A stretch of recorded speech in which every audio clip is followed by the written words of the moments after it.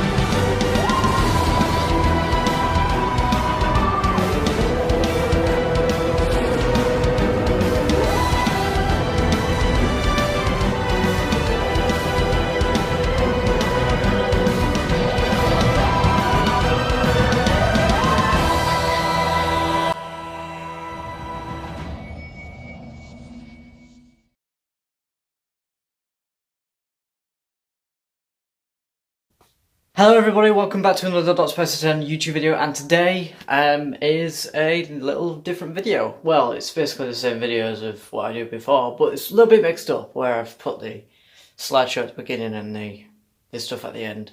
So now the TARDIS construction is nearly completed on the parts, well, building it, put it this way. For these, I've used some plywood, like really thin plywood, what we've had in storage, and I've had a couple of months, so they finally came in use. I didn't think they would be flexible enough to do these ridges, but they did pretty well. Some of them may look a bit different to others. I tried to keep as much shape as possible.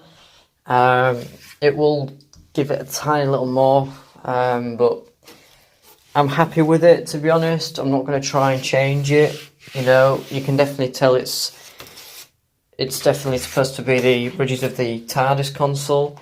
I know some are higher than others. This one, for instance.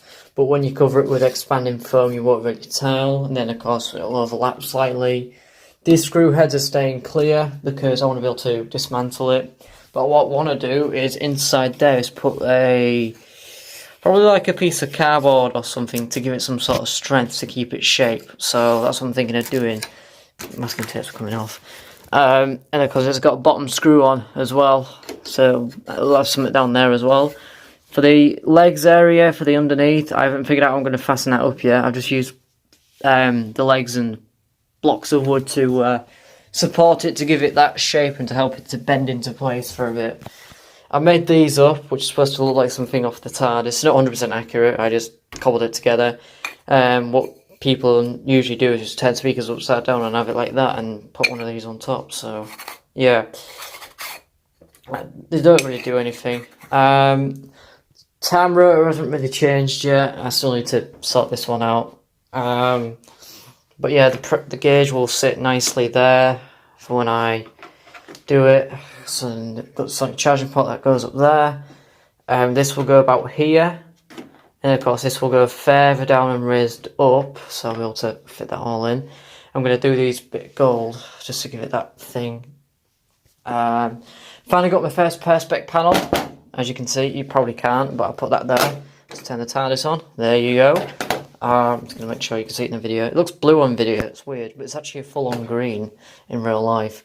So I put a block of wood behind it, screwed up, to give it that back support like on the other side. It will be strengthened up, because I've got offcuts down there.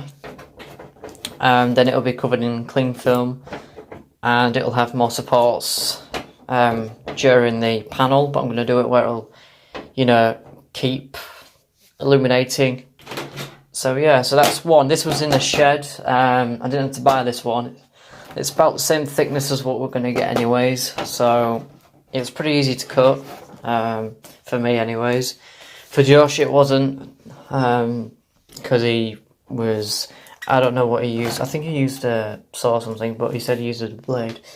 You basically use a Stanley blade, and you put like straight edge, and then you just thingy it. And then what I did is then I did it like this, married it up, and then you can see I just went like that, marked it in the middle and stuff, and drew it all up, and then I just scored it a few times and then snapped it.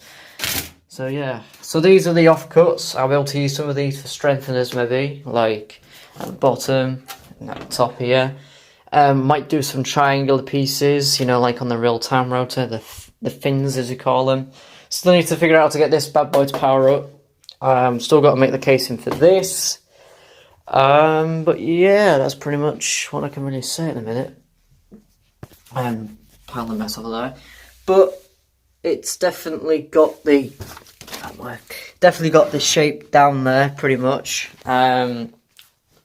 But when you back up, you can definitely instantly tell it's the 10th Doctor's TARDIS console. It doesn't look as good as everybody else has done theirs, but this is only at the building stage. What's next is sort the bottom out. Definitely sort the bottom out so it's stronger a little bit and it keeps its shape. I've got to label these up. Get some more expanding foam, put it on these parts. These are pretty much the same proper colour that we need. But I want to get some paint and paint these, so it means I'll have to move the time rotor off. I won't have to worry about this because I'll be just going with a silver mark thingy pen, and I'll figure something for that out. And then it will be getting the cream paint, doing these. The masking tape's there to hide the imperfections, so when the cream paint goes on, it'll also hide, you know, the masking tape. And then when I put the crackles on, which is going to be a pain in the neck, I think. So yeah, which I am still recording. Yeah, I am. Now I've got to do these little overlay things. I'm not going to cut holes or anything. I don't know how it's going to go yet. I might just do like a little overlay across each side because this is actually made from wood, not cardboard. So what my mate did, he just like drew the ovals and then just cut them out with a blade or scissors under the top layer to give it that indentation, and then he just painted over it, which looks really amazing. You can actually see the gaps when I did the slots to bend this into place, especially on the top. So I looked at the Capture Options toy for this, you know, to get this shape. But yeah, now I know all of these aren't the same diameter or anything, like the way it's poking out, let's just say that. They do look like they're poking out quite a bit, so it's not too bad. These two seem to be poking out a little bit more, but that's just me playing tricks on myself. Because what my mate's done on his console, when he was first building it, he did it where it was just flat, but he's gonna do something and make the curve like so. But yeah, I've still got these to fill in as well with probably some expanding foam. Yeah, and then I'm going to put some marks so I can keep this thing centered. So if it goes off center, I can just pop it where the marks are. This is going to be placed on. It's pretty sturdy, touch wood, but it's really getting there.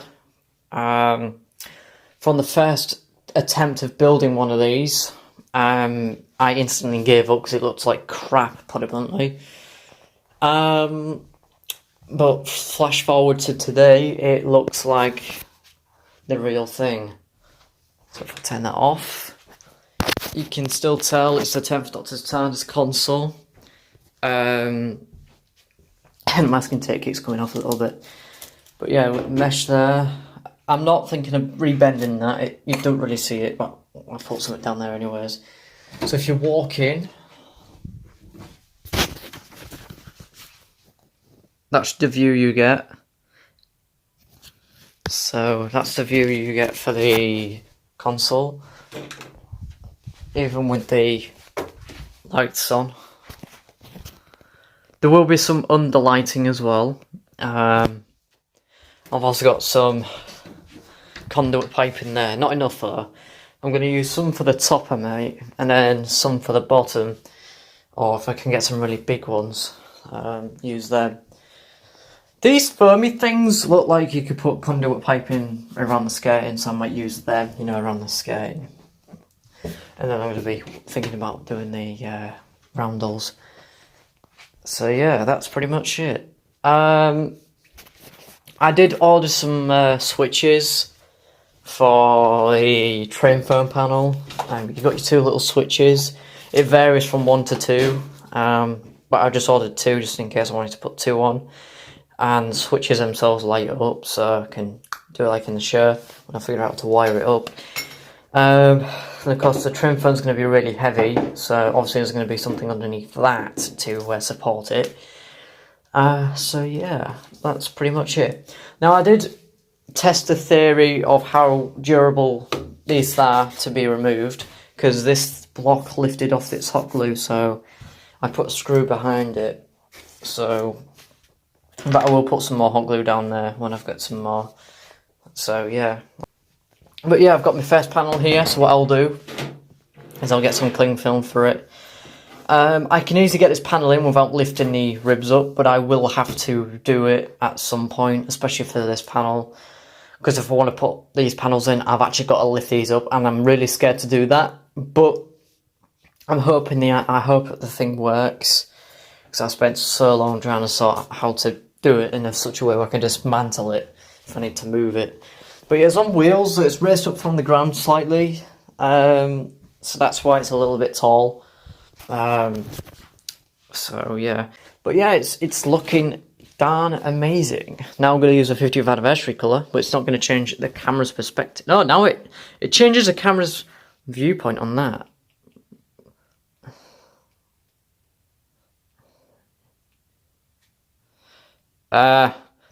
You see that's blue, that's supposed to be green, but it's showing up a weird green. What about my DIY one? Nope.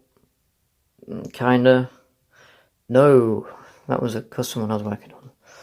We've got white, which is War Doctor's pretty much. Got red, but it looks pink on camera. So I'll be able to do the paradox machine. But yeah.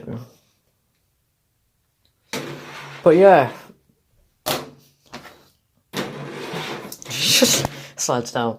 But yeah, I need to get a switchboard made. I'm going to try and get a link sent to a print, and then just stick some switches and stuff on top of it. Make it do stuff, because that's my whole plan of this. But I just want to tell you that this is so close to getting finished. Well, not quite getting close to finish. There's still a lot to do. We have the edgings to do to make it more filled in, especially on the bottom. I don't think I'll do anything on the bottom apart from like strengthening it. And then of course I'm doing filler pieces in them, which I need to do. Then it'll be expanding foam, like there. Then it'll be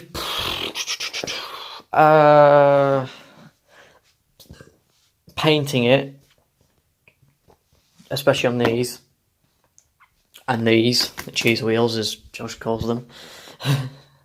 Then putting the crackles on them. I don't know how the hell I'm going to do that. Well, not do that without losing my patience. I'm going to tack that up a little bit because that's starting to come away. I'm thinking of putting fins on these, like on the real thing. But yeah. But it's definitely got the 10th Doctor shape. And I'm really pleased with it. There's a wheel spacer. It's not the right one. It's an inaccurate one. Just stay there. Thank you. But yeah, I've got a lot of parts to get. Even the paperweights are going to be heavy, like heavy, and I've got to do something about this. So I'm also going to put some more supports in, especially underneath the heavy sections where it's going to be heavy.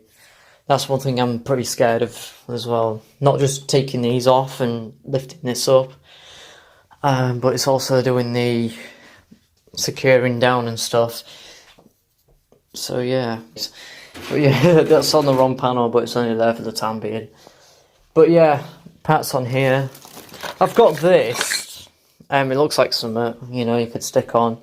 It'll have some custom parts, but I'm going to try and go for 100% screen accurate parts as much as possible. Especially to make it function, not like the real thing, because the real thing did bugger all. It was actually a control box that controlled the whole thing. Whereas this is actually going to do stuff on the console, like the DMAT lever does. So yes. Anyways, how long have I been going for? 22 minutes. I'm still going to condense this video down.